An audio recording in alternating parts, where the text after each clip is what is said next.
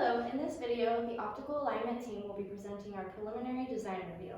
To our client, Dr. Stohide, the team members consist of myself, Jackie Harrison. I am David Villarreal. I'm Sam Holtz. And I'm Joel Villescas. 3 of our team members couldn't make it today, that being Simon, Abdullah, and Yusef. Okay, so first of all, I will describe the description of our project. We were tasked to develop a whole design for the satellite alignment system. So our project consisted on 2 different satellites, a U1 CubeSat model and a U3 CubeSat model. The first one being described as the target and the second one being described as the imager, which will hold a high quality camera to take pictures of the 4 LEDs that will be attached to the 1U CubeSat.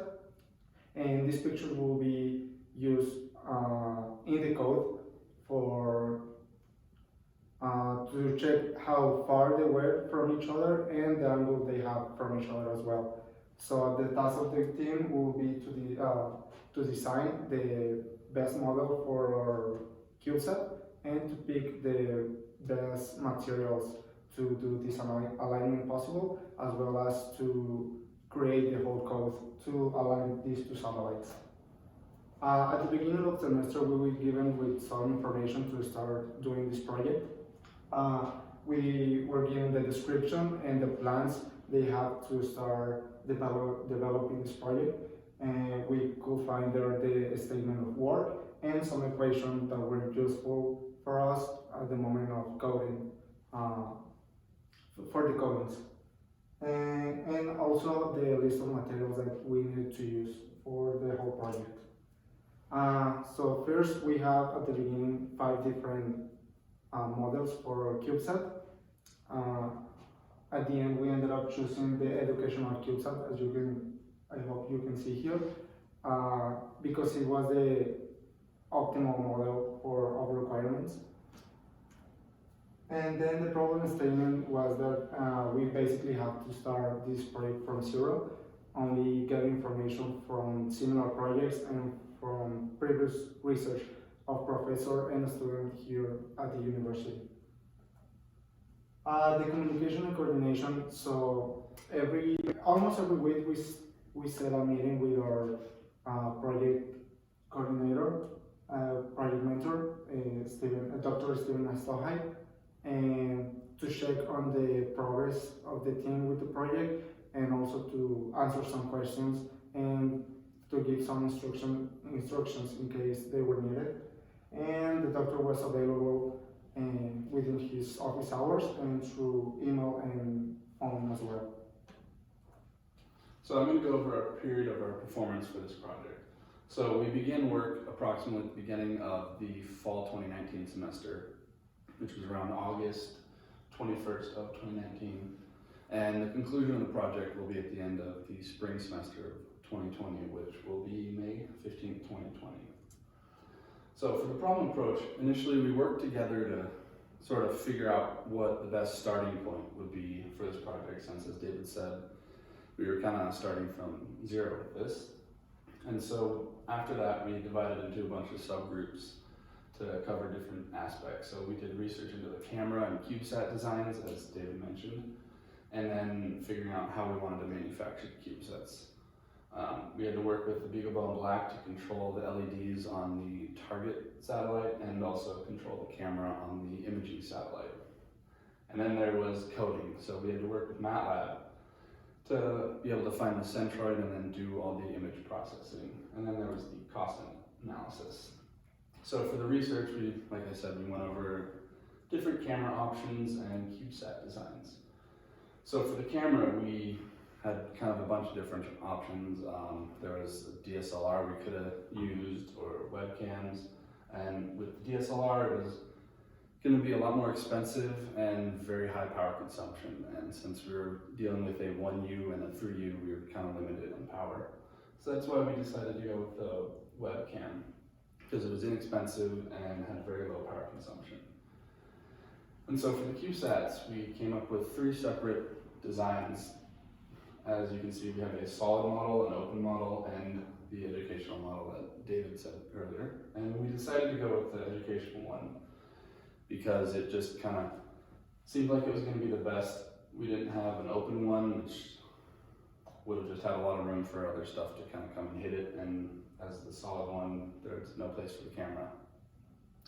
And we decided to 3D print the CubeSats just to test everything. I'm gonna walk you through the manufacturing process of our models. Like we just stated before, this was our educational model that we chose because it was the optimal model that would have enough mounting surface for our LEDs, as well as our camera and other attachments such as computer boards.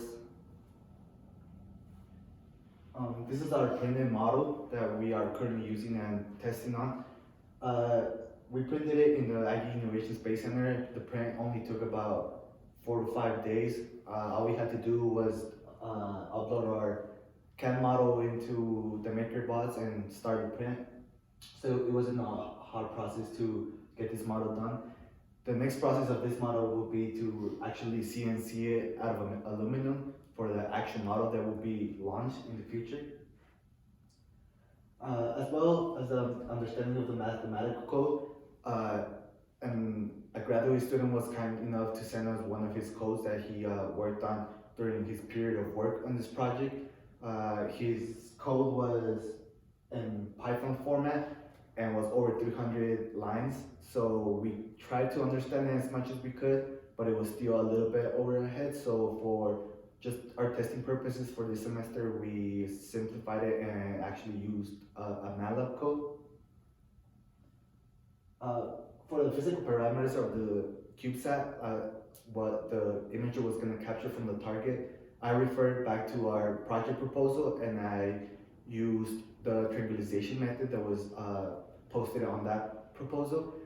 The only difference that was going to change is that in the project proposal, circle LED was used, and then obviously for our purposes it's a CubeSat design, so I switched up the dimensions to a rectangle or a cube, to be exact. But it was just a little changes that I had to do because, as we know, when the cube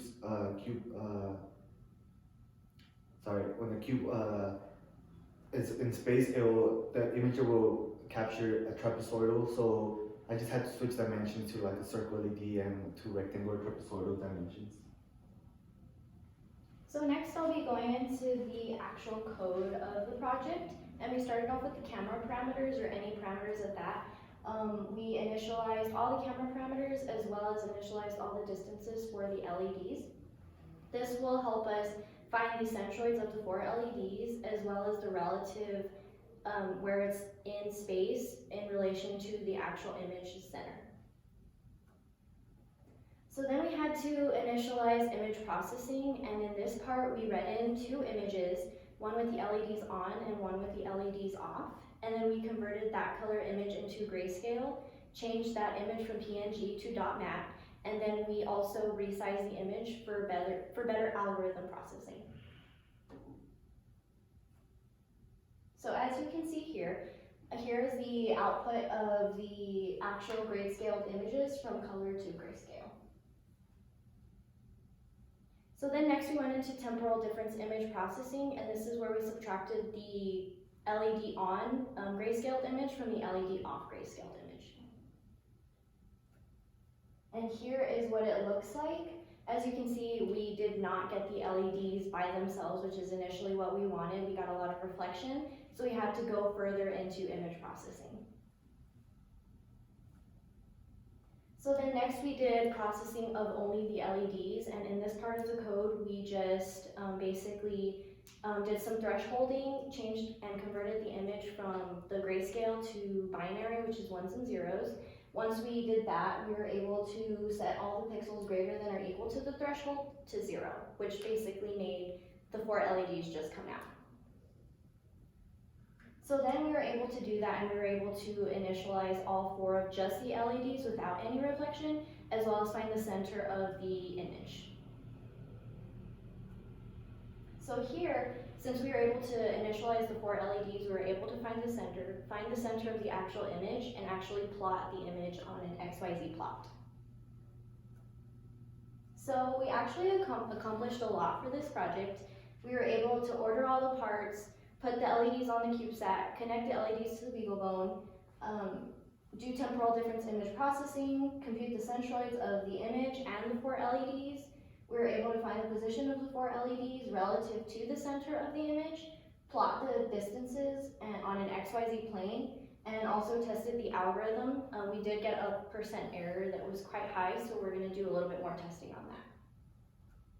So for the spring of 2020, the next steps for the optical alignment system is to set up the camera with the camera purchased. Right now we're just using an iPhone, so we need to set up those camera parameters. We also need to initialize those camera parameters, retake the pictures with the actual camera connected to the BeagleBone, fix the error in the distance formula, send the code to the other team members, and we will have the 1D alignment ready. Thank you very much for your time.